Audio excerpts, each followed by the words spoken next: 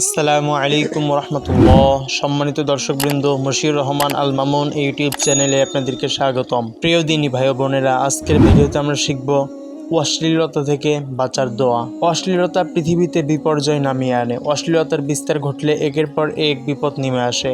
এর মাধ্যমে মানুষের দুনিয়া ও আখিরাত ধ্বংস হয়। এজন্য আল্লাহ তাআলা অশ্লীলতা থেকে দূরে থাকার নির্দেশ দিয়েছেন। মুসলিম সমাজও মানুষকে সব ধরনের অশ্লীলতা থেকে বিরত থাকার শিক্ষা দেয়। পবিত্র কোরআনে বলা হয়েছে, তোমরা ব্যভিচারের কাছেও যেও না, কেননা এটা অশ্লীল ও নিকৃষ্ট আচরণ। সূরা বনী ইসরাঈল আয়াত নম্বর 32।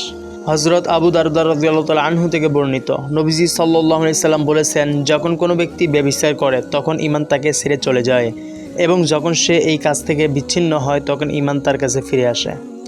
চলাফেরার পথে বিভিন্ন অশ্লীল বিষয় আমাদের চোখে পড়ে, যা বড় ধরনের পাপাচারের দিকে নিয়ে যায়। বর্তমানে প্রযুক্তি অপব্যবহারের ফলে মানুষ নানান ধরনের অন্যায়, অপরাধ তথা অশ্লীলতায় নিয়োজিত হচ্ছে।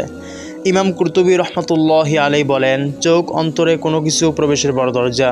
চোখের কারণেই মানুষের পদস্খলনটি বেশি হয়। ফলে চোখ থেকে অধিক সতর্ক হতে হবে। নিষিদ্ধ বস্তু ও ফিতনার আশঙ্কা থাকে এমন সব বস্তুর দিকে তাকানো থেকে চোখকে অবনত রাখতে হবে।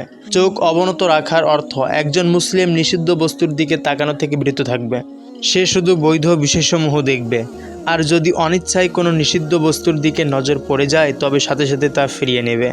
দৃষ্টিকে দীর্ঘায়িত করবে না। আল্লাহ তাআলা বলেন, মুমিন পুরুষদেরকে বলো, তারা তাদের দৃষ্টিকে সংযত রাখবে এবং তাদের লজ্জাস্থানের হেফাজত করবে।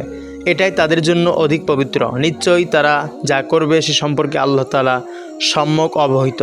অশ্লীলতা ও মনের খারাপ আসক্তি থেকে রক্ষা পেতে নবীজি সাল্লাল্লাহু আলাইহি সাল্লাম এক সাহাবীকে একটি দোয়া শিখিয়েছেন। দোয়াটি হলো, আল্লাহুম্মা ইন্নী আউযু বিকা মিন শাররি সামঈ ওয়া মিন শাররি বাসারি ওয়া মিন শাররি লিসানি ওয়া মিন শাররি কলবি ওয়া মিন শাররি মানিয়্যি।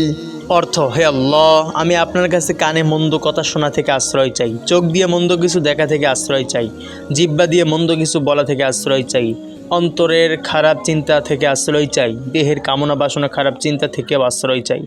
আল্লাহ পাক আমাদেরকে এই দোয়াটি মুখস্থ করে নিয়মিত আমল করার মতো তৌফিক দান করুক, আমিন।